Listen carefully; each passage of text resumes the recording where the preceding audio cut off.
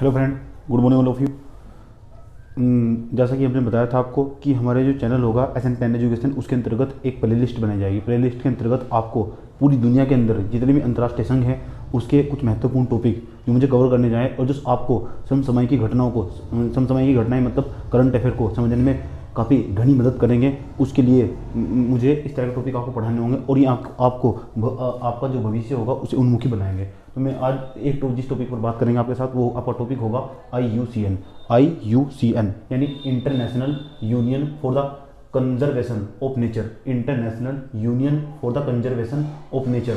आप मेरे साथ नोट्स बनाते चलिएगा। अब तक मैंने इंटरनेशनल टॉपिक है यानी अंतर्राष्ट्रीय संगठन के, अंतर्राष्ट्रीय जो हमारे संगठन थे उसके लगभग 8 भाग कवर किए। 8 भाग कवर करने के बाद मुझे ऐसा लगता है कि आज मेरा नौवा भाग होगा। 9वें भाग के अंतर्गत हम ये समझने की कोशिश करेंगे IUCN यानी पूरी दुनिया के अंदर पूरे वैश्विक स्तर पर एक प्रयास किया गया है।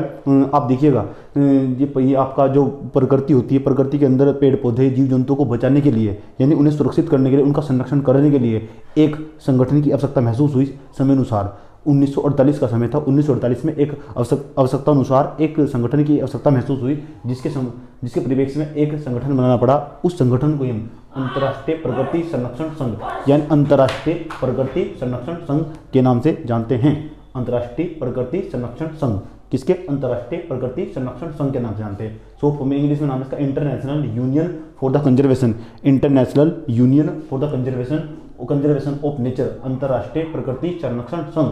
शॉर्ट फॉर्म में आप इसे IUCN। लेकिन आपको जानकर हैरानी होगी, जब यह 1948 में 5 अक्टूबर 1948 में बनाया गया तब इसका नाम IUCN नहीं था, इसका नाम IUPN था। देखिए इधर, आप देखिए ना, इधर देखिए इसकी स्थापना IUCN बनाया क्यों गया, क्या मकसद था, किस मकसद के लिए बनाया गया, आज तक काम कर रहा है, क्या होता है इसके अंतर्गत, यानी इस टॉपिक के अंदर बड़े गहन तरीके से अध्ययन करने की कोशिश करेंगे। और मुझे लगता है इस टॉपिक को इस तरह के द्वारा, इस तरह जितने भी मैं टॉपिक सेपरेटली टॉपिक पढ़ाता हूँ, इन टॉपिकों को पढ़कर आपके जीवन में कुछ आमूल परिवर्तन होंगे। आइए देखते हैं।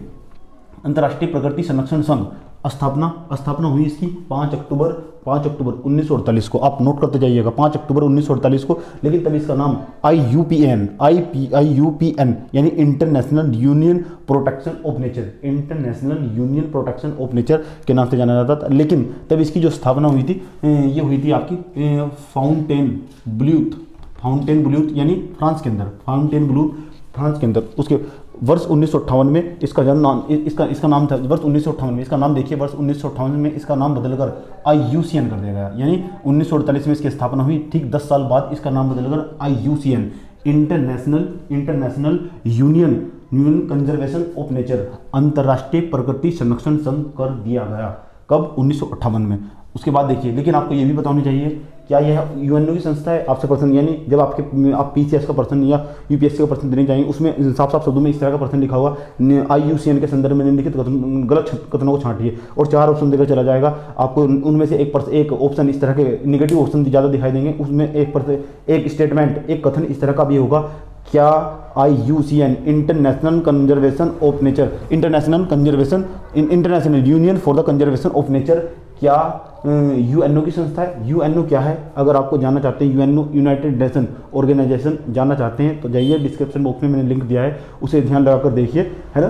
मेरे वीडियो के जो हमारा जो चैनल है, उस चैनल की प्ले लिस्ट के अंतर्गत हमने इंटरनेशनल टॉपिक का जो प्ले लिस्ट है वो अलग से तैयार की है, समझे। उसमें मैंने आपको सबसे पहला जो पार्ट था इंटरनेशनल ऑर्गेनाइजेशन का, UNO जो पूरी दुनिया को कवर करता है, वही टॉपिक हमने सबसे पहले समझाया था, समझे। तो आप देखिए, उसके बाद मैंने कहा IUCN UNO से इतर संस्था है। इतर संस्था का यह मतलब है इतर संस्था। मैंने कहा IUCN UNO से इतर संस्था है। इतर संस्था दैट मीन्स मतलब अलग संस्था, ये UNO का भाग नहीं है। अब अधिकांश मात्रा में देखेंगे जितनी भी अंतर्राष्ट्रीय संस्थाएं होती हैं UNO का भाग होती है, लेकिन यह UNO का भाग नहीं है। अभी तक भी UNO का भाग IUCN नहीं है, समझे। अब आप समझिए इसका मुख्यालय कहाँ स्थित है। इस तरह के प्रश्न पेपर में पूछे जा सकते हैं, IUCN का मुख्यालय कहाँ स्थित है, कब बनाया गया, लेकिन छोटी छोटी परीक्षाओं में, है ना। बड़ी परीक्षाओं की प्रश्नों की प्रकृति अलग होती है। बड़ी परीक्षाओं में आपको पता होना चाहिए कि ये किस लक्ष्य के लिए बनाया गया, इसका कार्य क्या है, किस तरह आज वर्तमान समय में कार्य कर रहा है, और कौन कौन सी रिपोर्ट इसके द्वारा प्रकाशित की जाती है, और उन रिपोर्ट का क्या इम्पैक्ट होता है ना। अब देखिएगा उसके बाद इसका जो मुख्यालय होगा, मुख्यालय इसका ग्लांड में स्थित होगा, वो भी स्विट्जरलैंड के अंदर। ग्लांड यानी एक स्थान का नाम है, स्थानीय स्विट्जरलैंड एक प्रकार का यूरोपियन शहर है, यूरोपियन शहर के अंतर्गत ये आपका इसका मुख्यालय स्थित होगा। IUCN का मुख्यालय, आप जाइएगा वहाँ सामने IUCN लिखा हुआ होगा, समझे। उसके बाद आप इसके कार्य समझिए, कार्य अगर आप इसके कार्य समझ जाएंगे तो आप समझ जाएंगे ये किस लिए बनाया गया, यानी किस मकसद के लिए बनाया गया, और ये आज तक भी कार्य कर रहा है। अनेक समय पर हर 4 साल बाद इसकी रिपोर्ट जारी की जाती है। आप देखिएगा अनेक प्रकार के जीव जंतु और पौधों से संबंधित जिनकी प्रजातियां लुप्त हो चुकी है या खत्म होने वाली है, खत्म हो सकती है, उनके लिए एक प्रकार की रेड बुक जारी की जाती है प्रत्येक 4 वर्ष बाद। आप देखिएगा नंबर पहला कार्य आप देखिए, पौधों एवं पशुओं के संरक्षण का कार्य, यानी पौधों और पशुओं के संरक्षण के लिए ये आपको बताता है, डाटा प्रदान करता है कि कौन कौन से पशु क्रिटिकली एंडेंजर्ड है, यानी अति संकटग्रस्त है या संकट होने के कगार पर हैं या समाप्त हो जाएंगे या समाप्त हो चुके हैं। पशुओं के अंदर अनेक प्रकार के जीव जंतु आप शामिल कर सकते हैं। उसके बाद ये उनके पशुओं के और पौधों के, अब पौधों की कोई प्रजाति समाप्त हो चुकी है या समाप्त होने के कगार पर है या खत्म हो सकती है या पूर्ण रूप से खत्म हो गई है, इस तरह के कार्य यह संस्था करती है। संस्था मतलब संघ करता है, अंतर्राष्ट्रीय प्रकृति संरक्षण संघ IUCN, मेरे साथ साथ बोलिए IUCN, अंतर्राष्ट्रीय प्रकृति संरक्षण संघ। उसके बाद इसका जो दूसरा कार्य होगा, आप देखिए स्थानीय, मैंने कहा ये स्थानीय से वैश्विक स्तर पर जैव विविधता के संरक्षण हेतु जानकारी प्रदान करता है, यानी स्थानीय स्तर से लेकर वैश्विक स्तर पर, आपके चाहे गांव हो, आपका शहर हो, ब्लॉक हो, कुछ भी हो, स्थानीय स्तर से लेकर पूरे वर्ल्ड तक जैव विविधताओं के संरक्षण हेतु जानकारी प्रदान करता है। उनकी जानकारी देता है हमें कि हमें किस तरह बायोडाइवर्सिटी को, जैव विविधता को बचाना होगा। जब तक आप अपने पेड़ पौधे और जीव जंतु को नहीं बचाएंगे तब आप सुरक्षित नहीं रहेंगे। इसलिए हमने कहीं आप देखिएगा जगह जगह आप जाइए, किसी मोड़ पर जाइए, किसी शहर में जाइए, वहाँ लिखा रहता है साफ शब्दों में, वन रहेंगे हम रहेंगे, वन रहेंगे हम रहेंगे, इस तरह के सेंटेंस आपको दिखाई पड़ते हैं। ये किसकी पहल है? ये इसी की तो पहल है, इसी का तो इनिशिएटिव है। संरक्षण हेतु जानकारी मुहैया कराना, ये हमें जैव विविधता के संरक्षण हेतु जानकारी मुहैया कराने का काम करता है, चाहे वो स्थानीय स्तर पर हो, चाहे वो वैश्विक स्तर पर। वैश्विक स्तर मतलब पूरी दुनिया को जागृत करना, है ना। उसके बाद IUCN पौधों और पशुओं के लिए रेड डेटा बुक जारी करता है। This is the very most important point, this is the very most important point. यह IUCN पशुओं के लिए और पौधों के लिए रेड डेटा बुक, आज आपको यही समझना है ना। उसके बाद में आपको अलग अलग प्रकार के टॉपिक समय समय पर समझाता रहूंगा, तो आप समझ जाएंगे कि सर क्या बोल रहे हैं, यानी कौन कौन से जीव को कब कब कौन सी कैटेगरी में उठाकर डाल दिया गया, और कौन कौन से हमारे यहाँ जीव जो अति संकटग्रस्त प्रजाति में या समाप्त हो चुके हैं, किन जंतुओं को या जीवों को या पशुओं को हम क्रिटिकली एंडेंजर कहते हैं, यानी अति संकटग्रस्त कह सकते हैं। संकटग्रस्त कौन सा होता है, ये रेड डेटा बुक जारी करता है प्रत्येक 4 वर्ष के बाद। ये इसकी IUCN की एक रिपोर्ट आती है 4 वर्ष बाद, 4 वर्ष के बाद एक रिपोर्ट आती है इसकी IUCN की, उसके बाद ये रेड डाटा बुक जारी करता है। रेड डाटा बुक के अंदर रेड डाटा बुक उसके अंतर्गत 4 साल बाद एक रिपोर्ट जारी की जाती है, और वो भी उसमें 4 जो रिपोर्ट जारी की जाती है उसके अंतर्गत हम आपको कुछ महत्वपूर्ण पॉइंट बताने वाले हैं। आइए देखिए, आप हेडिंग बनाइएगा IUCN की लाल सूची। रेड मतलब लाल, डेटा मतलब बुक, IUCN की लाल सूची या रेड लिस्ट भी कह सकते हैं आप इसे। IUCN की लाल सूची, इसकी शुरुआत हुई थी 1964 में। मैंने कहा यह बनाया कब गया था, 1948 में, है ना। 1958 में इसका नाम IUPN से बदलकर IUCN कर दिया गया। क्या ये UNO का भाग है? UNO का भाग नहीं है। दूसरी बात, इसका जो मुख्यालय वो कहाँ है? स्विट्जरलैंड में। स्विट्जरलैंड में क्यों? अच्छा, आपने सोचा है कभी कि जितने भी अंतर्राष्ट्रीय संघ होते हैं, अंतर्राष्ट्रीय संघ मतलब अंतर्राष्ट्रीय संगठन जितने होते हैं, उनका मुख्यालय अधिकांश आपको स्विट्जरलैंड या मध्य में क्यों दिखाई देगा? क्योंकि समानता बनी रहती है। आप देखिएगा इधर के जो लोग व्यक्तित्व आएंगे उन्हें भी इतनी दूरी पड़ेगी, और इधर के जो व्यक्ति आएंगे उन्हें भी इतनी दूरी पड़ेगी, यानी समानता का भाव दर्शाया जाता है। इसलिए इनके मुख्यालय एक निश्चित जगह बनाए जाते हैं, समझे। उसके बाद यानी इनका मुख्यालय भी समानता की अवधारणा पर, लोकतांत्रिक तरह से समानता की अवधारणा पर आधारित होता है।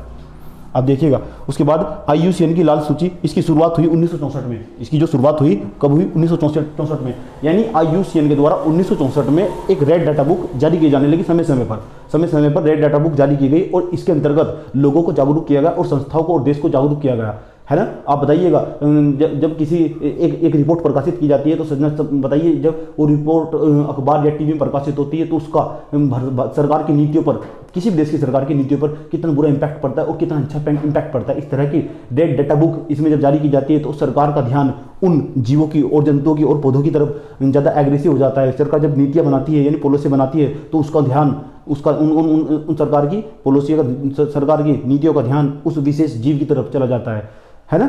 आप देखिएगा अब जंगली भैंसा भारत में अब तक समाप्त हो चुका है ना। एक सिंग वाले गैंडे में काजीरंगा नेशनल पार्क में पाए जाते थे, वे भी पूरी तरह समाप्त हो चुके हैं, है ना। आप देखिए ऐसा हुआ क्यों, आप कुछ घटनाओं की जानकारी मिलती है। अगर आपको बताएं, जैसे आप जब अंग्रेजी औपनिवेशिक सत्ता भारत में स्थापित थी उस समय अधिक मात्रा में जो गैंडे हुआ करते थे उनकी जीभ को काटकर उनका मांस जो ब्रिटिश अधिकारी हुआ करते थे उन्हें बहुत ज़्यादा पसंद था। यही कारण था कि जो गैंडों की प्रजाति है आज वो संकटग्रस्त प्रजातियों में रेड डाटा बुक में उनका नाम अंकित है, यानी छपा हुआ है उनका नाम, समझे। अब बताओ इतना अधिक मात्रा में शोषण हुआ, प्रकृति की ओर ध्यान नहीं दिया गया। इसी कारण 1948 में देश आज़ाद होने के बाद 1 साल बाद पूरी दुनिया का ध्यान इस तरह के घटनाओं की ओर गया और उन्होंने अनेक प्रकार के जो जीव जंतु हुआ करते थे उनको संरक्षित करने का प्रयास किया। मैंने कहा मोड़ पे भी लिखा जाता है वन रहेंगे हम रहेंगे, समझे। उसके बाद चलिए आइए, यह जो आपकी लाल सूची यानी रेड लिस्ट जारी की जाती है, यह राज्य की देश की सीमाओं के भीतर पशु, आपका जो देश है ना, देश की सीमाओं या राज्य की सीमाओं, देश या राज्य की सीमाओं के भीतर पशु हो, आपके कवक हो या फिर पादप हो, पादप मतलब पौधे, है ना। पशु कवक और पौधों की प्रजातियां की मौजूदगी की विस्तृत रिपोर्ट देता है कौन, IUCN की लाल सूची के अंतर्गत यह बताया जाता है कि उस क्षेत्र में उस विशेष क्षेत्र में, जैसे आप उत्तराखंड में रहते हैं तो उत्तराखंड के अंदर कौन से एक विशेष स्थान के अंतर्गत, राजाजी नेशनल पार्क के अंतर्गत, आप स्थानीय स्तर पर लीजिएगा, है ना, कौन से विशेष पार्क के अंतर्गत, कौन से रिजर्व पार्क के अंतर्गत किन की प्रजातियां कितनी बची हुई हैं, कौन से जीव कितने बचे हुए हैं, यानी घूम कर डाटा इकट्ठा किया जाता है, उन प्रकाशित की जाती है। इस तरह की रिपोर्ट समय समय पर IUCN के द्वारा जारी की जाती है, चाहे वो किसी विशेष स्तर पर हो या फिर वो किसी वैश्विक स्तर पर हो, स्थानीय स्तर पर हो या वैश्विक स्तर पर। ये जीवों को और पौधों को संरक्षित करने का, बचाव करने का, उनका प्रोटेक्शन करने का प्रयास करता है इस तरह का संगठन, समझे। और यूएनओ क्या है, यूएनओ संस्था नहीं, यह यूएनओ का भाग नहीं है। उसके बाद IUCN, आपको जानकर हैरानी होगी, अंतर्राष्ट्रीय स्तर पर प्रकृति संरक्षण के लिए, अंतर्राष्ट्रीय स्तर पर प्रकृति संरक्षण के लिए, प्राकृतिक संरक्षण के लिए यह सर्वोच्च संगठन है, इसलिए मुझे आपको इसे पढ़ाना पड़ा। अंतर्राष्ट्रीय स्तर पर प्रकृति संरक्षण के लिए यह एक सर्वोच्च संगठन है, इसलिए मुझे आपको इसे पढ़ाना पड़ा, समझे। इसकी रिपोर्ट देश की सरकारों को सोचने पर मजबूर कर देती है। Very very important point. मैंने कहा जब तक आप किसी देश की नीतियाँ कैसे तैयार होती है, डेटा के आधार पर तैयार होती है। जो नीतियाँ होती है किसी भी देश की सरकार की नीतियाँ हमेशा डाटा के आधार पर तैयार होती है। आप बताइए किसी विशेष क्षेत्र में इतने क्राइम हो रहे हैं तो क्राइम को रोकने के लिए आपको वहाँ आपका डाटा होना चाहिए। तो डाटा होगा सरकार के पास तभी तो नीतियाँ तैयार होंगी, नीतियाँ या पॉलिसियाँ तैयार होंगी। चलिए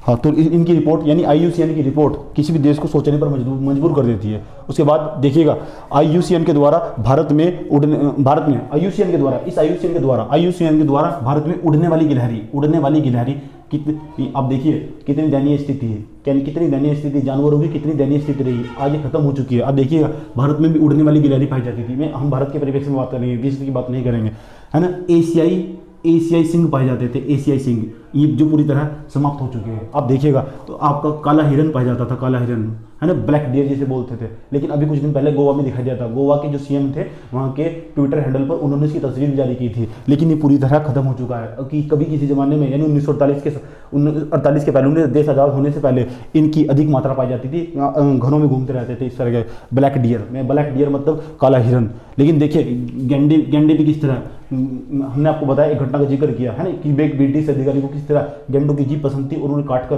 है ना, उनका मांस बनाया जाता था। और किस तरह इनका अधिक मात्रा में, यानी जंतु हो चाहे पेड़ पौधे हो, इनका अधिक मात्रा में दुरुपयोग किया अंग्रेजी सरकारों के द्वारा, है ना, भारत के अंदर। तो गेंडे हो चाहे, आप देखिए गंगा डॉल्फिन भी पूरी तरह क्रिटिकली एंडेंजर्ड है, यानी अति संकटग्रस्त प्रजातियों में। बर्फीले तेंदुए देखिए ना, है ना, इन्हें पहाड़ का भूत भी बोलते हैं। बर्फीले तेंदुए जो होते हैं इन्हें पहाड़ का भूत बोलते हैं। देखिए पूरी तरह समाप्त हो चुके हैं, है ना। उसके बाद देखिए अनेक जीवों को संकटग्रस्त करार दिया गया है भारत के अंतर्गत, ये आपने आपको बताया, दिए जाते हैं। IUCN की रेड लिस्ट समय समय पर प्रकाशित होती है और 4 साल में एक बार, 4 साल में एक बार प्रकाशित होती है IUCN की रेड लिस्ट, और अनेक प्रकार के जीव उसमें शामिल किए जाते हैं, चाहे वो भारत के हो चाहे वैश्विक स्तर के हो, समझे। आइए जानते हैं जिन प्रजातियों पर किसी प्रकार का खतरा नहीं है और सबसे कम चिंता करने वाले और विलुप्त हो चुकी प्रजातियों पर IUCN की रेड लिस्ट में 9 श्रेणियां हैं। वाओ, मैंने कहा कुछ IUCN की रेड लिस्ट के अंतर्गत जो प्रजातियां पूर्ण रूप से खत्म हो चुकी है या खत्म होने की कगार पर हैं या जिन पर कोई खतरा नहीं है या विलुप्त हो चुकी है, इस तरह की प्रजातियों के संदर्भ में IUCN के द्वारा रेड लिस्ट जारी की जाती है। उसके अंतर्गत 9 श्रेणियां हैं। 9 श्रेणियां आपको जानना है। संकटग्रस्त क्या होता है, अति संकटग्रस्त क्या होता है, वल्नरेबल क्या होता है, आर्थिक क्या होता है, संभावी संकट क्या होता है। इस तरह की जो 9 श्रेणियां IUCN के द्वारा रेड लिस्ट के अंतर्गत ये जारी की जाती है। अब देखिएगा IUCN की जो अगर आप बुक खोलेंगे तो बुक के अंतर्गत 3 प्रकार के पेज पाए जाते हैं। अगर आप IUCN की जो बुक होती है इनकी द्वारा रेड डेटा लिस्ट या रेड IUCN की लाल सूची जो जारी की जाती है उसके अंतर्गत अनेक प्रकार के रंगीन पेज पाए जाते हैं। रंगीन पेज के अंतर्गत आपको 3 प्रकार के पेज दिखाई देंगे, एक गुलाबी, एक आपका हरा होगा, एक आपका गुलाबी होगा, एक हरा होगा, एक रेड होगा। अब देखिए रेड पेज पर उस जानवर का या जंतु का या फिर ऐसे कह सकते हैं या उस पौधे की प्रजातियों का, जानवरों की प्रजाति का या जंतु की प्रजाति का या फिर पौधे की प्रजाति का नाम लिखा रहेगा। विलुप्त प्रजाति जो विलुप्त हो चुकी हैं रेड पेज पर उसका नाम, जो संकटग्रस्त हैं गुलाबी पेज पर उसका नाम, जो अभी समाप्त नहीं हुई है या फिर जिन्हें कोई किसी भी प्रकार का खतरा नहीं है उनका नाम, उन विशेष प्रकार के जंतुओं या फिर प्रकृति के अंदर आने वाले पौधों का नाम हरे पेज पर लिखा जाता है जिन्हें किसी विशेष प्रकार का कोई खतरा नहीं है। इस तरह के 3 प्रकार के पेज पाए जाते हैं इसमें, है ना। मैंने कहा इन्हें पढ़ने के बाद आपका दिमाग खुल जाएगा और उसके बाद जब इस तरह के ये टॉपिक सभी जो महत्वपूर्ण है, जो ट्रेडिशनल पार्ट है, परंपरागत सिलेबस है, वो आपको पढ़ना चाहिए। उसके बाद अगर आप करंट पढ़ने की कोशिश करेंगे तो करंट में ही आपको पढ़ाऊंगा इसी चैनल पर। जब मैं आपको पढ़ाऊंगा तो सारी घटनाएं लगातार जुड़ती चली जाएगी, है ना। आपके पास आपका दिमाग पूरी तरह कंप्रेसिव और समावेशी हो चुका होगा। जब तक ऐसा नहीं होगा तब तक आप पढ़ते रहिए करंट अफेयर, कुछ समझ में नहीं आएगा। Current is not the present, current is the outcome of the past, right. सबसे पहले देखिए 9 श्रेणी जारी की जाती है IUCN के द्वारा। विलुप्त, अब विलुप्त का मतलब समझिए। विलुप्त का मतलब वे प्रजातियां जिन्हें लंबे अरसे जिन्हें 50 साल हो गए और आज तक देखा नहीं गया, ऐसी प्रजातियां 50 साल हो गए तो वे पूरी तरह विलुप्त हो चुकी हैं, ऐसे कह सकते हैं। इस प्रकार की प्रजातियां पूरी तरह विलुप्त हो चुकी थी, विलुप्त हो चुकी। इंग्लिश में नाम याद रखिए, एक्सटेंटिक, EXTINCT, एक्सटेंटिक, एक्सटेंट, EX से डिनोट करते हैं इसे, EX से। वन विलुप्त, ये वनों के अंदर इन्हें एक्सटिंक्ट इन द वर्ल्ड यानी वन विलुप्त, यानी ये प्रजातियां वनों से विलुप्त हो चुकी है, लेकिन वनों से विलुप्त हो चुकी है यानी ऐसी जातियां या प्रजातियां जो वनों से विलुप्त हो चुकी हैं, वनों से विलुप्त हो चुकी है लेकिन इन्हें चिड़ियाघर में संरक्षित कर रखा गया है। ऐसी प्रजातियों को वन विलुप्त यानी EW की श्रेणी में रखा जाता है।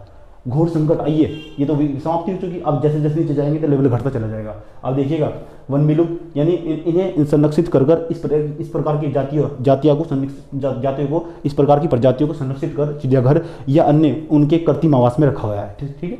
उसके बाद घोर संकटग्रस्त यानी घोर संकटग्रस्त, अब देखिएगा घोर संकटग्रस्त मतलब वे खत्म होने की कगार पर है, है ना। इन प्रजातियों क्रिटिकली एंडेंजर्ड इन्हें बोलते हैं। अब ये बहुत फेमस है ना। अब देखिए जितने मैंने आपको नाम बताए, वो चाहे वो गंगा डॉल्फिन हो, चाहे आपका एशियाई सिंह हो, एक सिंग वाले गेंडे हों, बर्फीले तेंदुए हों, चाहे वो उड़ने वाली गिलहरी हो, इस तरह के, या आपका लंगूर चिंपैंजी है ना, आपका दोस्त, आपका पूर्वज है ना, इस तरह के अनेक प्रकार की प्रजातियां क्रिटिकल एंडेंजर्ड में रखी गई। क्रिटिकल एंडेंजर्ड मतलब घोर संकटग्रस्त या अति संकटग्रस्त भी कह सकते हैं, है ना। इन पे समाप्त होने का घोर खतरा है। उसके बाद संकटग्रस्त मतलब समाप्त होने की कगार पर है। उसके बाद ऊपर की अपेक्षा कम खतरा, असुरक्षित या वल्नरेबल वी यू से डिनोट करते हैं। असुरक्षित मतलब असुरक्षित का मतलब देखिए मतलब इन पर इनकी अपेक्षा कम खतरा है। उसके बाद संकट निकट आई है, संकट के निकट यानी ये समाप्त होने की ये समाप्त हो सकती है, यानी निकट इनके पास। उसके बाद संकट मुक्त, ये संकट मुक्त है, इन पर कोई खतरा नहीं है। आंकड़ों का अभाव, कुछ ऐसी भी प्रजातियां मौजूद हैं जिनका हमारे पास आंकड़ा ही नहीं है। उसके बाद देखिएगा, उसके बाद अनाकलित आंकड़ों का भाव इन्हें बोलते हैं डेटा डेफिशिएंस। अनाकलित मतलब नॉट अवेलेबल, इन पर कोई खतरा नहीं है, इन्हें ग्रीन लिस्ट में रखा जाता है। तो इस तरह की जो प्रजातियां थी, अलग अलग 9 प्रकार की प्रजातियां, इसमें से आप कौन कौन सी याद रखनी है? नंबर तीसरा घोर संकटग्रस्त वाली, और आप देखिएगा ये वनरेबल है ना, ये विभेद वाली, संकटग्रस्त और ये विलुप्त प्रजातियां पहले नंबर पर। अब देखिएगा, इस तरह की आपको प्रजातियां याद रखनी है कौन कौन सी, यानी जो पूरी तरह। कुछ प्रजातियां ऐसी होती हैं जिन्हें 15 साल तक, ऐसी प्रजातियां जिन्हें 15 साल तक नहीं देखा गया, ऐसी प्रजातियों को संकटग्रस्त प्रजातियों में रखा जाता है।